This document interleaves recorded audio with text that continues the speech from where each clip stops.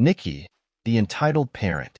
I, F27, have a lot of stories about my mom. They don't fall neatly into the entitled category, but she is currently trying to leverage my inheritance for a relationship, so it wouldn't be entirely inaccurate. I just find her insane antics to be extremely entertaining, and I hope you will as well. I'm starting with some secondhand info from my brother, since I was a baby super young for most of this part. I have some of my own stories to share next post, but these are some new-to-me revelations that fit what I know of her character well. My parents divorced when I was a baby. It was around Christmas time. My brother told me that Nicky went crazy and started knocking down all the decorations. He yelled at her, because it was dangerous and I was apparently in the room. He was worried about all the broken glass. Later, he said that he would wait outside for her to pick him up for visitation, but she never showed. She swears up and down that my dad tricked him into thinking it was her weekend when it wasn't, but I don't buy it. Some clear communication would have nipped that right in the bud. Plus, Nicky always seemed to try something with visitation. I didn't have the context to understand why Dad couldn't drive 2 hours to come take me trick-or-treating, but she sure let me wait for him every other year when she knew he couldn't make the trip. There were multiple times that she would plan something fun on his visitation and then ask me what I'd prefer to do. Anything she could to try turning me against him. At one point, we were at a church Christmas party, and my dad came to pick me up for his Christmas year. I was walking around with my friends, and he just showed up. I has absolutely no context for the situation, and excitedly ran up to him, just happy to see my dad. He was taking me out the doors when Nicky spotted us and absolutely flipped out. She had me convinced that he was trying to kidnap me. Dad could have obviously handled the situation better, but she always had the superpower of getting under everyone's skin. That includes my stepdad, who admittedly had a drinking problem. When it was just me around him, though, he was a happy drunk.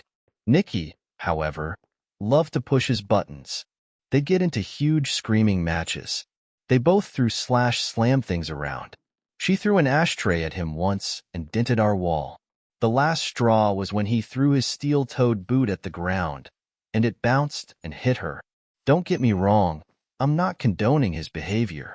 I am saying that when Nicky decided to take me to a battered woman's shelter, it was nothing short of emotional blackmail. We were back within the week.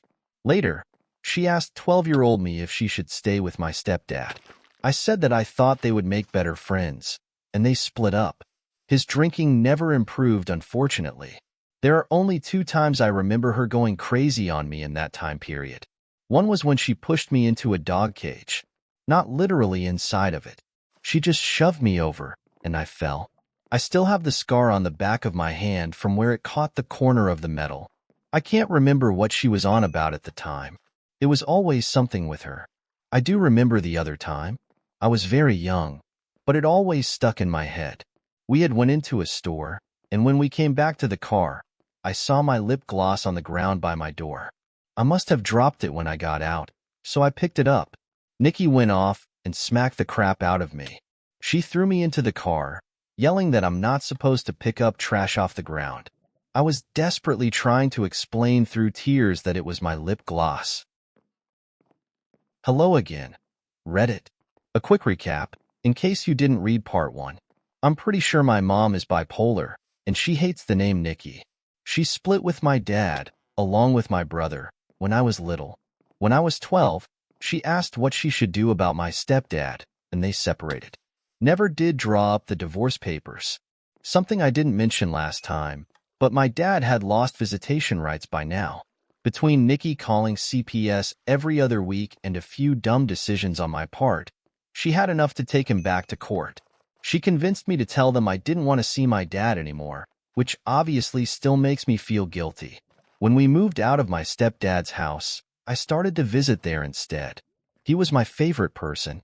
I would sit and ask questions as he reloaded ammo. We'd go to the range, watch our favorite shows together, etc. When I started smoking, he found out. I was rolling my own with old tobacco, and he got me a pack so I didn't burn the house down. You might have mixed feelings about that, but you'll get to hear about Nicky finding out next time. Between going there and my extracurricular activities, I was barely at my actual house. Nicky was flipping between overbearing and trying to be my best friend. I never had much respect for her, which you can chalk up to her actions or the fact that I was a teenager. Probably a mix of both. I just found reasons to be gone. Church youth groups, the library, wood carving class, friends' houses.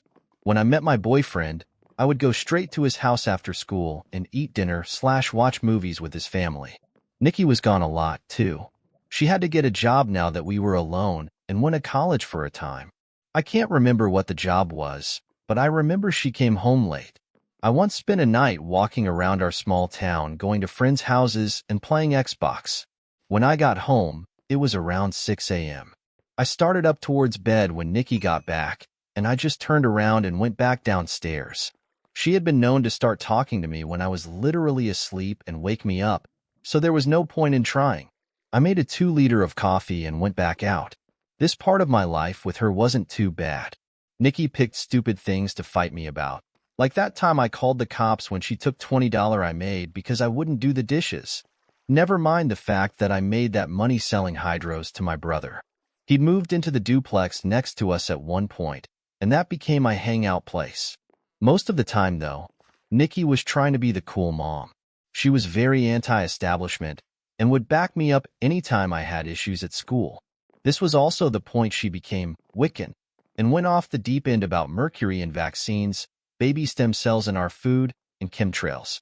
How the government was brainwashing the youth into being mindless zombies, and how I needed to think for myself. Most of it was just cringe. One night, when Nicky got smashed, I suggested she join me walking around town at night. She proceeded to invite my boyfriend by going to his house and throwing rocks at his window. He didn't come down, but we continued to the park. She was so loud and fell down every time I let go of her hand. My now husband and I still joke about it since he missed out.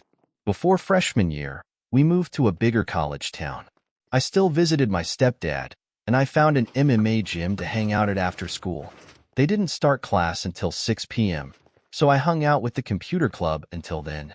By sheer luck, my boyfriend's family also moved there, so I was still barely home. Nicky started having issues with me being gone all the time, which was fair, to be honest. She didn't care before that point, so I chalked it up to her finding more reasons to start fights. It didn't stop me from telling her that I was going to school on holiday weekends or just skipping entirely. Once, I walked across town because I forgot there were no buses running. It was one of the fireworks holidays. I called my boyfriend, and it turned out his family was going to a lake out of town to go boat/jet ski. They came and picked me up so I could come. Towards the end of the trip, I started getting super paranoid that Nicky would be getting off work and expect me home from school. I wish I had just stayed and enjoyed it because she didn't really care when I got home and told her. She was never consistent with me. I eventually learned how to use that to my advantage. Really, I was not a good kid. What do you expect from a 15-year-old with no respect for their parent and barely any supervision?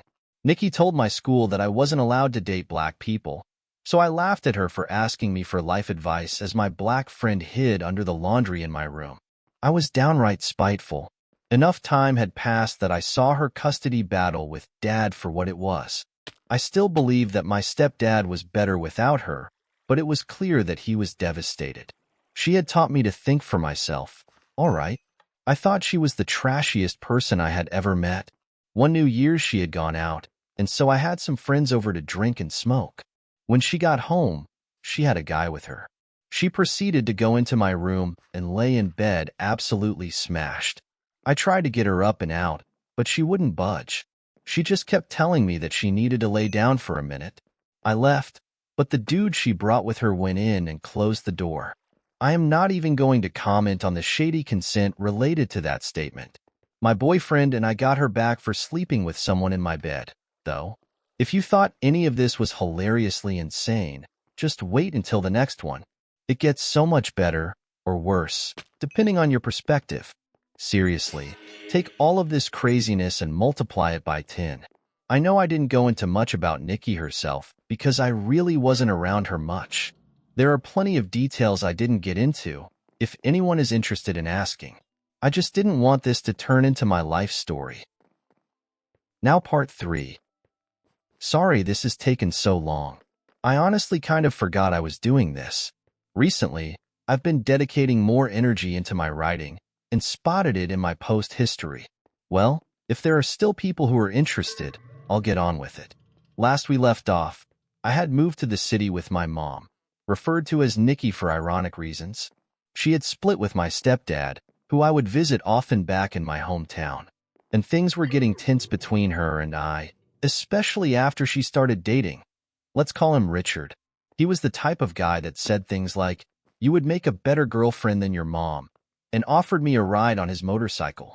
Once, he left Nicky at some college bar across the river, coming back to his apartment drunk. I didn't actually know where she was, since I couldn't get a hold of her, but I didn't feel comfortable alone with him. About the time Richard started to playfully push me down was when I texted my boyfriend to come and get me. When he confirmed that he was there, I made an excuse to leave the room and bolted. As soon as I got in the car, I looked at my boyfriend's, very Christian, mom and told her to get me the fuck out of here. We were on our way back to Nicky's, so I could get stuff for school in the morning when I finally heard from her. It was so embarrassing, having to go pick her up. I had more problems with Richard, of course, especially after his son developed a crush on me as well. Now Nicky herself was another issue entirely. She once came back from the bar to yell at me about not doing the laundry. I got pretty spiteful, waiting until the load in the washer was ready to switch over before I came back to the house. By that time, she had called the police to report me as a runaway. I actually requested for them to keep me overnight, but they don't get paid enough to deal with family squabbles. They did, however, use a breathalyzer on Nicky when she came to pick me up. The knowledge that she had to leave her car there for the night was a small victory. I was so glad to have visits with my stepdad. He drank a lot with Nicky gone, but he was a happy drunk without her antagonizing him. This was also around the time that K2 was super big. Since they kept changing the formula to get around production laws, he would buy the chemicals online to mix with paint thinner and make his own.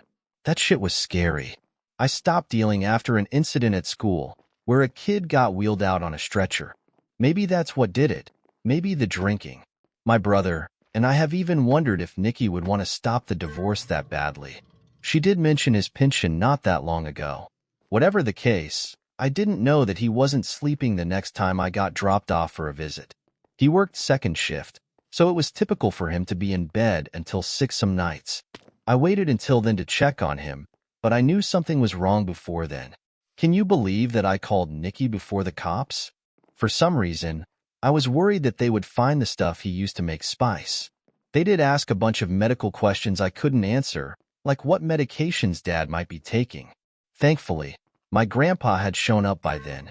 I helped him gather the guns to take with him, which seemed sensible. I still wonder if I should have told him about the Glock in the glove compartment, or just taken it for myself. After all, I never saw anything from that house again. After a few hours, my mom still wasn't there. My boyfriend's grandparents still lived close, so I went to wait there. I can't remember what her excuse was. Nicky claims that Grandpa took everything, while my brother is pretty sure Richard and her pawned all the reloading and machinist tools. Death and greed. Am I right? She picked the dumbest songs for the funeral and even wanted me to sing. I couldn't bring myself to. The man in the coffin looked too gaunt to be my dad. I flinched as they did the 21-gun salute, and things just went downhill from there. I started talking to my actual dad again, and I was barely in school. Though Nicky wanted to pretend to be responsible all of the sudden, I learned that being reported as late and/or absent to one or more classes was easy to explain away. Some days, it seemed like the only way I could do anything. Others, she was back to being chill. Next time, I'll get into what happened once we moved in with Richard. Until then, and hopefully not too long of a wait this time.